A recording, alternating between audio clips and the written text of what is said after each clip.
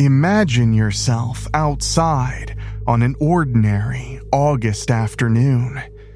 The sun is bright, the sky is clear. Then the light starts to thin, not fading like sunset, turning wrong. Colors flatten, shadows sharpen, the air cools against your skin. Birds settle down as if night has arrived early, and somewhere nearby, a dog begins barking at the sky. Through your eclipse glasses, you see a black bite growing across the sun. Then the final sliver of daylight snaps out. Above you hangs a perfect black circle surrounded by white fire. Today we know this as the moon, but for most of human history, the more urgent explanation was much worse. Something had climbed into the sky and it was eating the sun. Thursday Thrills. This is Thursday Thrills, a quick weekly ride into the creepy stories, haunted places, weird obsessions, and eerie little corners of the world worth talking about. I'm your host, Henrique Couto. On Wednesday, October 12th, 2026, the moon's shadow will sweep across the far north, crossing parts of Russia, Greenland, Iceland, the Atlantic, Spain, and a tiny corner of Portugal. Oddly enough, the part of Portugal my family is from, but I'm sure that's just a coincidence. People inside that narrow path will watch the sun disappear completely. Much of Europe, Canada, Northern Africa, and parts of the northern United States will see at least a partial eclipse. For most people who get totality, the full blackout sun moment will last less than 2 minutes. And believe me, that is plenty. I saw one a couple years back here in Ohio, and it was bizarre hearing the birds stop singing and the insects start, well, their own songs. It really felt like night had just interrupted the day. An eclipse is not just something you see, it's something the whole landscape notices. The light turns odd, temperatures can drop. The crickets, as I said, will start up. Birds quiet down or they head toward their roosts. Bees have been observed returning to their hives. Your surroundings begin behaving as if somebody reached over and moved the clock without any warning. And your brain may understand exactly what's happening, but the older part of your brain, the lizard part, it doesn't. That part knows the sun is supposed to stay where it is. It can disappear behind clouds, it can sink at the end of the day, but it is not supposed to be bitten away in the middle of the afternoon. One quick real-world warning before we release the monsters. Please use proper eclipse glasses or another safe solar viewer during every partial phase. Regular sunglasses, they don't cut it. Only people inside the path of totality can look up without protection during the brief moment when the sun is completely covered. There. My responsibility is good now. The warning's been delivered. We can move on to the spooky stuff. So let's pretend nobody knows what the moon is doing, just for a moment.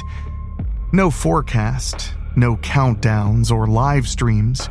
You're working in a field, walking down a road, or sitting outside your home when somebody points upward and says, "Was the sun always shaped like that?" And the bite grows. The daylight weakens, and every second introduces a new possibility. What if it doesn't stop? That question is at the heart of all folklore involving eclipses. Not only what is happening, but how do we make it let go? In traditions recorded from ancient China, the answer was a celestial dragon. The sky was not empty space, it was alive with forces, spirits, warnings, and enormous creatures that human beings couldn't see until something went very wrong. Then a dark curve appeared on the edge of the sun. The dragon had opened its mouth. People responded the way you probably should respond when a giant, invisible reptile begins eating the most important object in existence. They made noise. Drums thundered, gongs rang, pots and metal objects crashed together. Voices rose into the darkening air. All of it aimed upward. All of it meant to frighten the creature away from its big meal. Try to hear that scene in your mind. Daylight is draining from the streets. Children are crying, dogs barking, an entire village hammering on anything that could make a sound, while the dragon swallowed another piece of the sun. Then the darkness stops spreading. A thread of light begins to return. The sun begins sliding out of the monster's jaws. Of course, that means the ritual worked. That is the beautiful trap hidden inside an eclipse legend. The sun always returns, which means whatever people did to save it must have worked. The dragon was not defeated forever. It was only frightened away. And next time, you'd better hit the drum that much harder if you know what's good for you. Then there is Rahu, the eclipse monster with perhaps the most frustrating curse in all of mythology. In a famous Hindu story, gods and demons churn the cosmic ocean and produce Amrita, the nectar of immortality. A demon slips into the line in disguise and manages to get a taste. The sun and moon recognize him and expose the trick. Vishnu strikes, cutting the demon in two, but the nectar has already touched him. The head cannot die. It becomes Rahu in many tellings. The body becomes Ketu, and Rahu remembers exactly who betrayed him. So the severed, deathless head hunts the sun and moon across the sky. Every so often, he catches one, opens an enormous mouth, and swallows the light. The world darkens inside a demon's head. But Rahu has one problem, you see. No body, no stomach, no closed throat. The sun or moon simply passes through the opening where his neck should be and escapes back into the sky.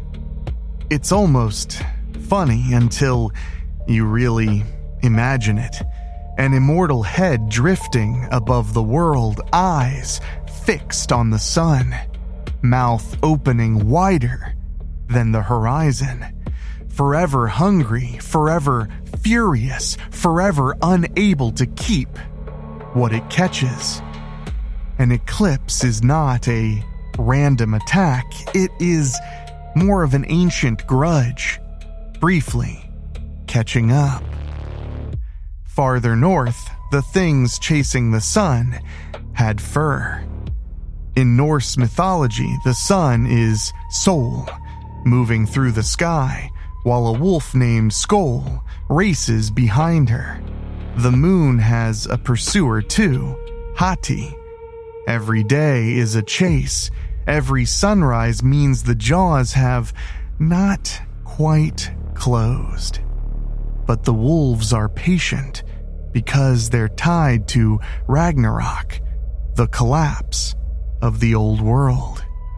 When that ending finally arrives, the chase ends. The celestial prey is caught. The familiar lights disappear. The earth shakes. The world people understand comes apart. The old sources don't give us one neat rule saying every solar eclipse was definitely Sköll taking a bite, because folklore is rarely that neat and tidy. But if you lived with the story of a wolf forever pursuing the sun, what else could an eclipse feel like?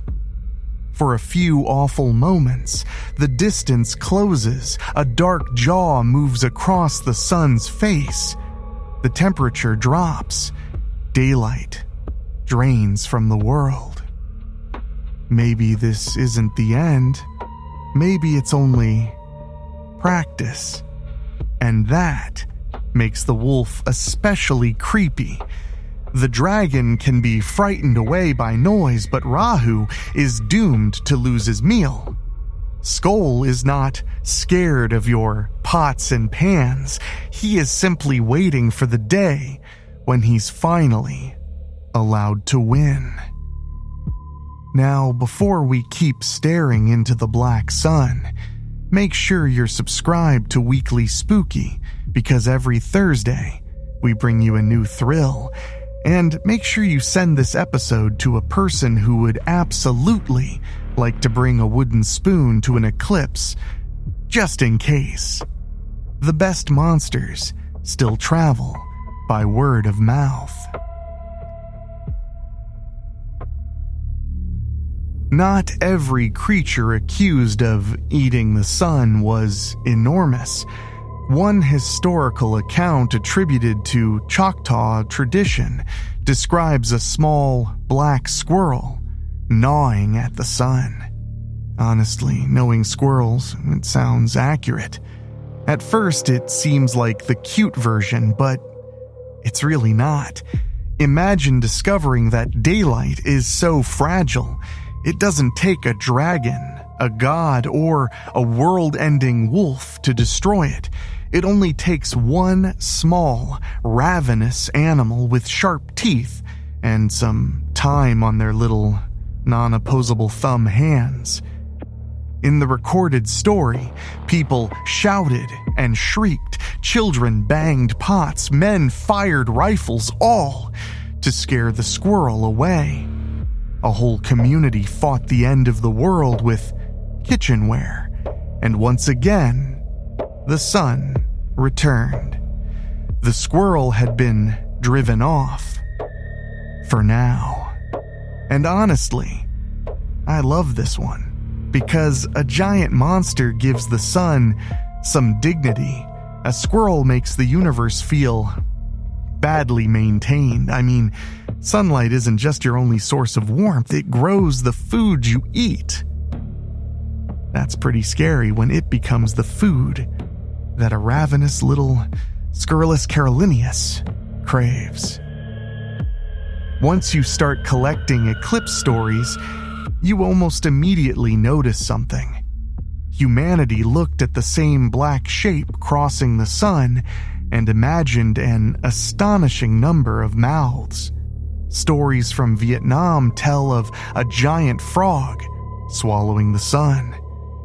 In Javanese mythology, Batara Kala, a power associated with darkness and destruction, devours it while people beat drums and make offerings. In Andean tradition, a puma attacks the sun and must be frightened away by screaming children and crying animals. A Pomo story describes the sun getting into a fight with a bear along the Milky Way. Elsewhere, the sun is trapped, wounded, sick, abandoned, or being punished. Different places, different creatures, same awful sight. The light above everything begins disappearing. And here's the part that really gets under my skin. So many traditions didn't imagine the sun simply switching off. They imagined something consuming it. Teeth make the darkness extra personal. A shadow, well, that's just a shadow. A mouth, it's hungry. And thank goodness, everyone thought the same thing at once, the one concept that truly brings humanity together. When something scares you, scream at it. I gotta love that. I get behind that one. Alright, here's another tradition, collected among the Apapo Kuva Kwa Rani of South America. I did that one pretty good. In the recorded story, an eternal bat, or sometimes a celestial jaguar, gnaws at the sun or moon, not necessarily swallowing it, gnawing at it. That word kind of adjusts the whole image. It feels slower, patient, like something outside the ordinary world has found the edge of the sun and is testing it with its teeth. The account connects the creature with an expectation that the present world will not last forever. Fire will come, cosmic beasts will be released, the stars and humanity will face destruction. So an eclipse is not merely a strange afternoon. It's evidence. The things waiting beyond the light are still there. The eternal bat didn't vanish. It only stopped its chewing. Today, we understand eclipses. We can calculate them years in advance. We draw the path on maps and then book hotels beneath it. We buy special glasses, check the weather, charge our phones, and wait for the moon's shadow like it's a touring attraction. But knowledge doesn't make the moment ordinary. On August 12th, people in Iceland will watch darkness arrive in the late afternoon. In Spain, totality will happen low in the evening sky, not long before sunset. Across much of Europe, the sun will become a thin, damaged shape, hanging over the western horizon, and for a moment, the sky will break one of its oldest promises. The sun is supposed to stay there, even behind clouds, even through storms, even through the longest night. We know it will come back. An eclipse lets us watch that certainty being covered by something black. So, when the light begins to weaken, remember the old explanations. Maybe a dragon has wrapped its jaws around the sun. Maybe Rahu has finally caught his enemy. Maybe Sköll has closed the distance. Maybe a little black squirrel is chewing much faster than anyone expected. Or maybe, beyond the last bright edge, the eternal bat has woken up. And boy, is it hungry. We know the moon will keep on moving. We know the light will return. It always has. Still, I would keep a pot and a wooden spoon nearby, because every eclipse in human history has ended, and I would hate for us to be the first to forget how to scare the monster away. I'm Henrique Couto, and this has been Thursday Thrills. Now, stay safe out there. Keep your headlights on. Protect your eyes on August 12th and remember, when the sun goes black, do not assume the moon is the only thing up there. Come back tomorrow for more fear. Until then, lock your doors, as if that will help.